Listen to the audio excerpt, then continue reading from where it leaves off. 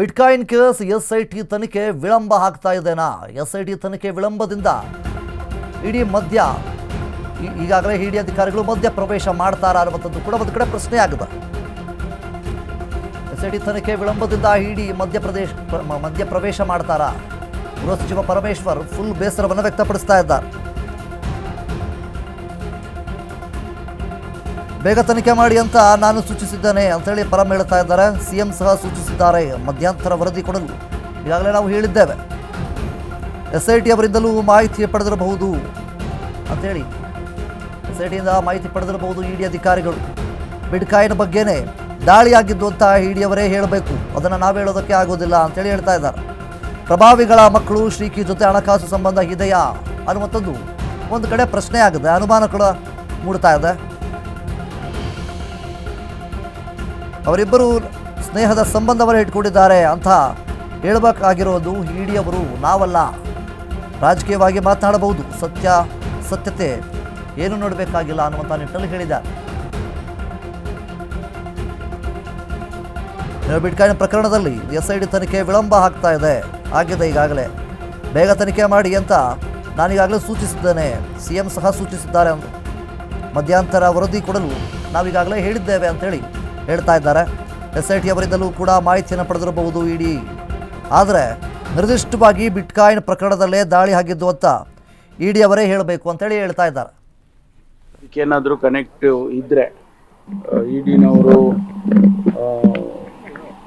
Statement ಕೊಟ್ಟ ಮೇಲೆ ಯಾವ ವಿಷಯಕ್ಕೆ ಅವರು ದಾಳಿ ಮಾಡಿದ್ದಾರೆ ಮತ್ತು ಏನೆಲ್ಲ ಡೀಟೇಲ್ಸ್ ಅವರಿಗೆ ಸಿಕ್ಕಿದೆ ಅನ್ನೋದನ್ನು ಅವರೇ ಹೇಳಬೇಕು. ಸಾಮಾನ್ಯವಾಗಿ ಅವರು ಪ್ರೆಸ್ ನೋಟ್ ರಿಲೀಸ್ ಮಾಡ್ತಾರೆ, ಅಲ್ಲಿವರೆಗೂ ನಾವು ಕಾಯಬೇಕು. ಮಧ್ಯದಲ್ಲಿ ನಾವು ಏನಾದರೂ ಹೇಳಿಕೆಗಳು ಕೊಟ್ಟರೆ ಅದು ಅಪ್ರಸ್ತುತ ಆಗುತ್ತೆ. ನಾವು ರಾಜ್ಯದಲ್ಲಿ ಇದಕ್ಕಾಗಿ ಒಂದು SIT ಮಾಡಿತ್ತು. SIT ತನಿಖೆ ಮಾಡಿ ಸಂಪೂರ್ಣ ಕೊನೆಯ ಹಂತದಲ್ಲಿ ಇದೆ. ಅವರು ಕೂಡ ಕೆಲವು, ಯಾಕೆಂದರೆ ಇದು ನ್ಯಾಷನಲ್ ಇಂಟರ್ನ್ಯಾಷನಲ್ ಪ್ರಾಕ್ಸಿಮಿಟಿಯನ್ನು ತೆಗೆದುಕೊಂಡಿರೋದ್ರಿಂದ ಅನೇಕ ವಿಚಾರಗಳಲ್ಲಿ ಅವರು ಮಾಹಿತಿಗಳನ್ನು ಕಲೆ ಹಾಕಿ ಅವ್ರಿಗೂ ಇವತ್ತು ವರದಿಯನ್ನು ಕೊಡಬೇಕು. SIT ಅವರು ಅಂತಿಮ ಮಾಡಬೇಕು, ಚಾರ್ಜ್ ಶೀಟ್ ಫೈಲ್ ಮಾಡಬೇಕು. ಆ ಹಂತದಲ್ಲಿ ಇದೆ ಅಂತ ಹೇಳಿ ನಮ್ಮ ಅಧಿಕಾರಿಗಳು ತಿಳಿಸಿದ್ದಾರೆ. ಒಂದು ಕಡೆ SIT, ಇನ್ನೊಂದು ಕಡೆ ಈ ಇಡಿ. ಅದಕ್ಕೇನಾದರೂ ಕನೆಕ್ಟ್ ಇದ್ದರೆ ಅದನ್ನು ಅವರೇ ಹೇಳಬೇಕಾಗ್ತದೆ. ಯಾಕೆಂದರೆ ಇನ್ನೂವರೆಗೆ ನಮಗೆ ಅದರ ಬಗ್ಗೆ ಮಾಹಿತಿಗಳು ಇಲ್ಲ, ಯಾವುದೇ ರೀತಿಯ ಮಾಹಿತಿಗಳು ಇಲ್ಲ.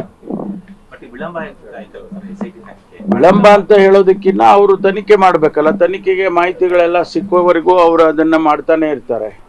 ಅದರಲ್ಲಿ ಸ್ವಲ್ಪ ಮಟ್ಟಿಗೆ ವಿಳಂಬ ಆಗಿದೆ ಅಂತ ನಮಗೆ ಮೇಲ್ನೋಟಕ್ಕೆ ಅನಿಸ್ಬೋದು, ಆದರೆ ಅವ್ರಿಗೆ ಮಾಹಿತಿಗಳು ಸಿಗಬೇಕಲ್ಲ. ಅದು ಭಾಳ ಟೆಕ್ನಿಕಲ್ ಆದದ್ರಿಂದ ಅವರು ಸ್ವಲ್ಪ ಮಾಹಿತಿಗಳನ್ನು ಕಲೆ ಹಾಕೋದ್ರಲ್ಲಿ ಸ್ವಲ್ಪ ನಿಧಾನ ಆಗಿದೆ ಅಂತ ನನಗೂ ಅನಿಸುತ್ತೆ.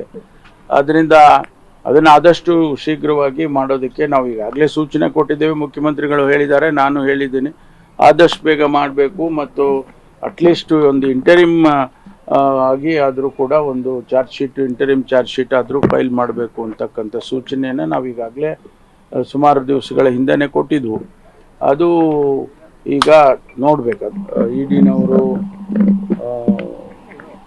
ಸ್ಟೇಟ್ಮೆಂಟ್ ಕೊಟ್ಟ ಮೇಲೆ ಯಾವ ವಿಷಯಕ್ಕೆ ಅವರು ದಾಳಿ ಮಾಡಿದ್ದಾರೆ ಮತ್ತು ಏನೆಲ್ಲ ಡೀಟೇಲ್ಸ್ ಅವರಿಗೆ ಸಿಕ್ಕಿದೆ ಅನ್ನೋದನ್ನು ಅವರೇ ಹೇಳಬೇಕು. ಸಾಮಾನ್ಯವಾಗಿ ಅವರು ಪ್ರೆಸ್ ನೋಟ್ ರಿಲೀಸ್ ಮಾಡ್ತಾರೆ, ಅಲ್ಲಿವರೆಗೂ ನಾವು ಕಾಯಬೇಕು.